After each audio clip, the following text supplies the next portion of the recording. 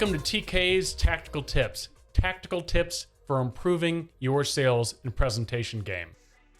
First off, what is a sales engineer?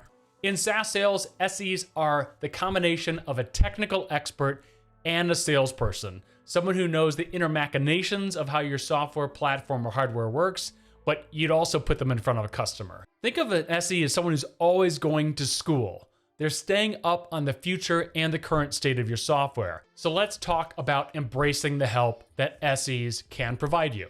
I like working with SEs because they're a second set of eyes and ears for me. They can ask questions that I hadn't thought of. They'll hear different perspectives, or they'll have a different interpretation of what someone says on a call. They'll catch things that you don't.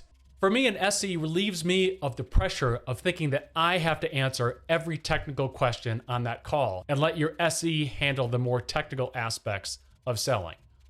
And I like that SEs will help me validate the correct edition or version of the platform that I'm going to put into a proposal. They also support me internally. So sales management is going to ask you hard questions about your deals. You want to have a second set of eyes and ears. Again, the great SEs will make you a ton more money because they like working with you.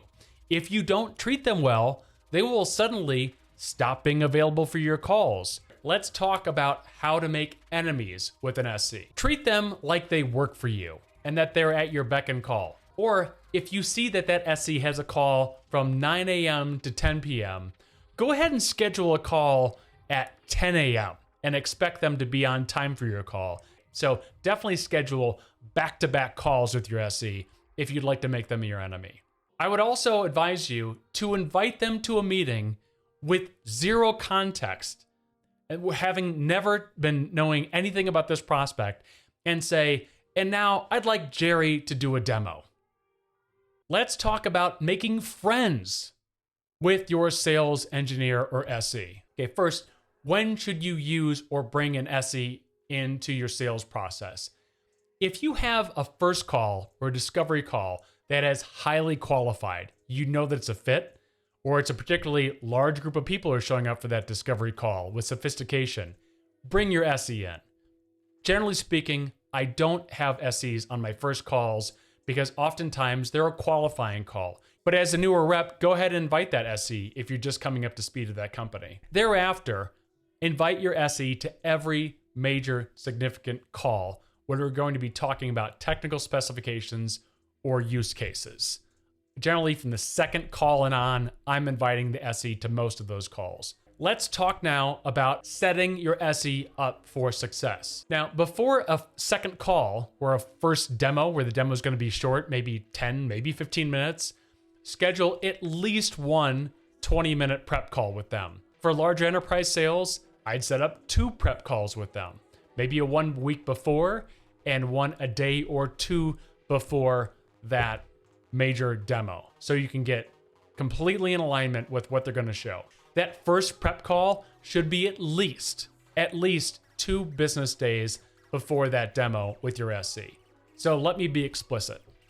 On a Tuesday morning discovery call that you've had on your own, do not schedule a call with your SE for the next day, Wednesday afternoon. Don't do that. That's going to irritate them. They're not going to be nearly as prepared as you want them to be or as they want to be.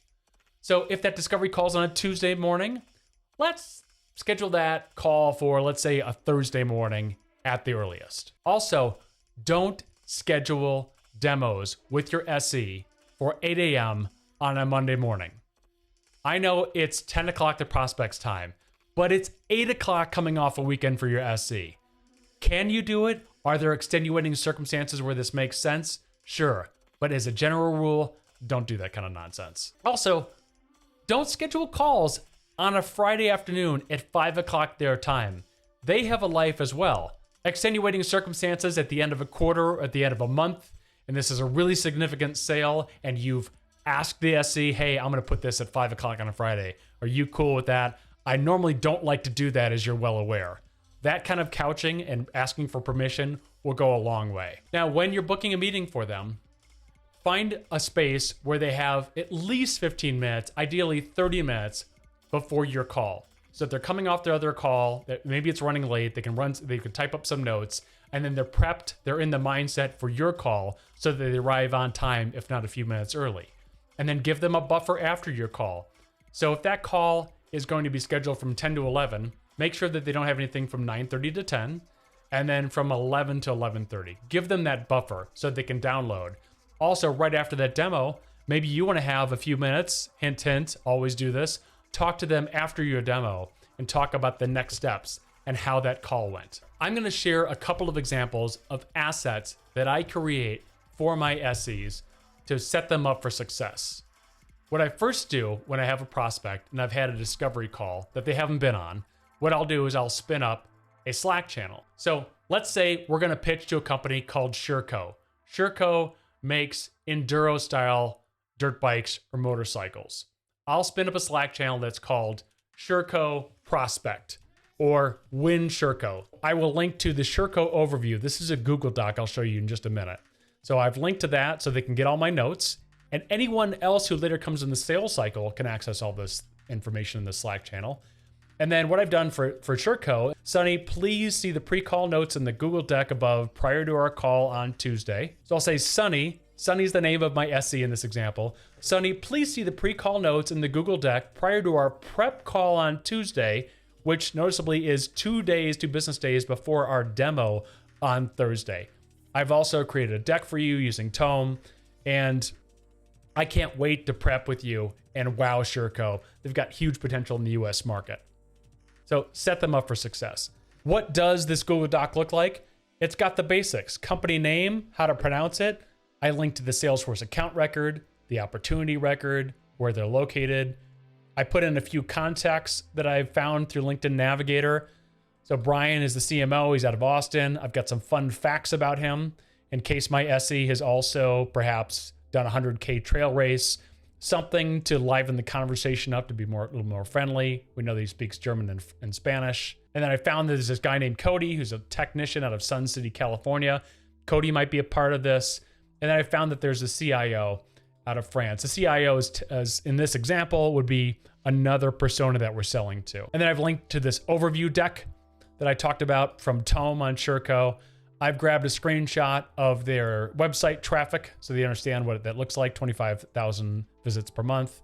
I know a little bit about their tech stack. They're using Slack and WordPress as their CMS, some fundamentals. And I even went out and grabbed the competitors. I actually went to ChatGPT for this, and I just said, who are the top competitors of Sherco? Then I'm showing Sunny, my SE, my notes from my first call and with whom I've spoken, which is just Brian. It was myself and CP, who is my BDR. And then I gave some context for why we're calling on Sherco. So I actually, this past weekend, I myself went motorcycle riding over the weekend in Moab, Utah. A couple of my friends, this is a true story, were riding Shercos, and everyone's talking about how great the Shercos are. So I thought, let's go out and prospect these folks. And then I reached out to Brian.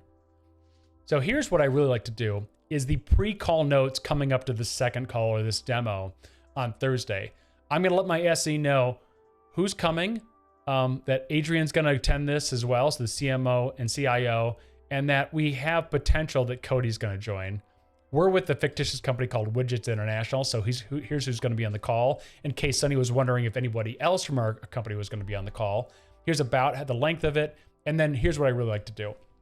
You probably told Sunny this already, your SE, in your prep call, the context, but here's the context just at a moment's glance. Because maybe Sunny's had 3 calls back to back in between your last prep call. So give her some context. Coming into this call, TK's had 1 discovery call on Monday. The purpose of this call is to get buy-in from their CTO or CIO. They really have no familiarity with our company. So there's no context for them to know much about us. And then here's my agenda. We're going to talk about what we've heard. I'm going to share a case study. This is the things I'm doing. Then I call out, Sunny, I need you to provide a 10-minute demo. And we already talked about this in our prep call.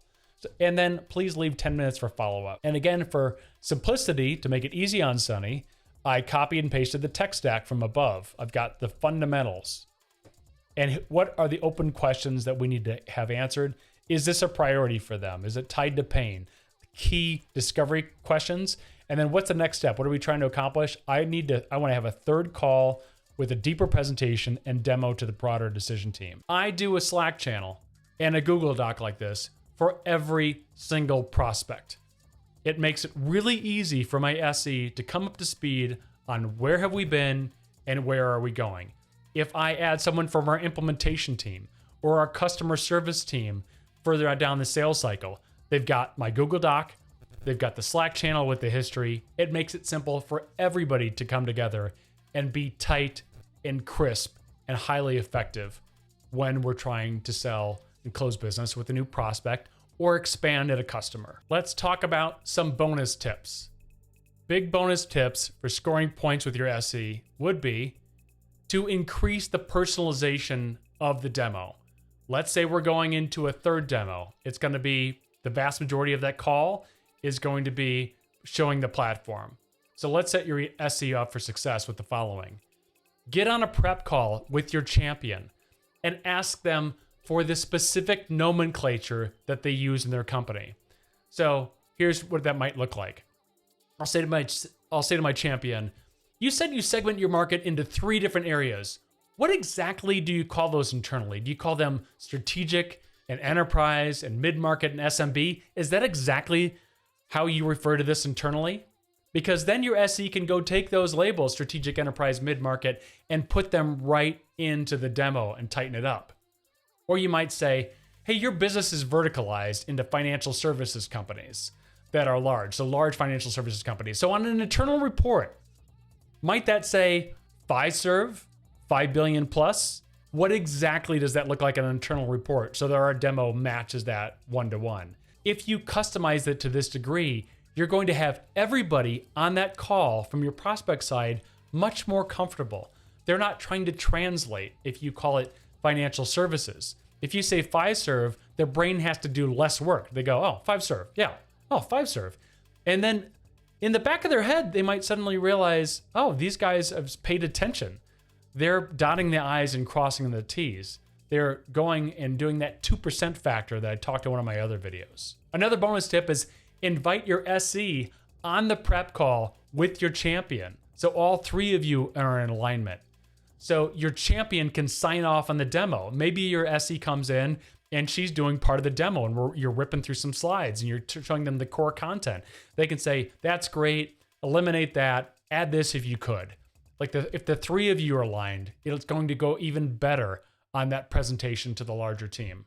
Another tip is have your SE multi-thread. So if your SE's been on a call, have her reach out via email or LinkedIn one-to-one and say, hey, just want to let you know I'm here as a resource. If you have any questions, you can always come directly to me. It opens up that line of communication throughout the sales cycle. So if later you get stuck and your champion is ghosting you, your SE can reach out directly because she's opened a line of communication. So that's it for today's TK's tips on working with your sales engineers. I hope you embrace these recommendations and make friends, not enemies, with your SEs so that you can close more deals and go to club. Thanks for watching. Today's music is brought to you by Overmono. Overmono's new album, Good Lies, came out recently. I'm actually playing the track Good Lies, the title track from the album right now. Thanks again for watching. If you'd like to get direct coaching and help from me, go to getaholdoftodd.com, my website for TK coaching and consulting. Cheers.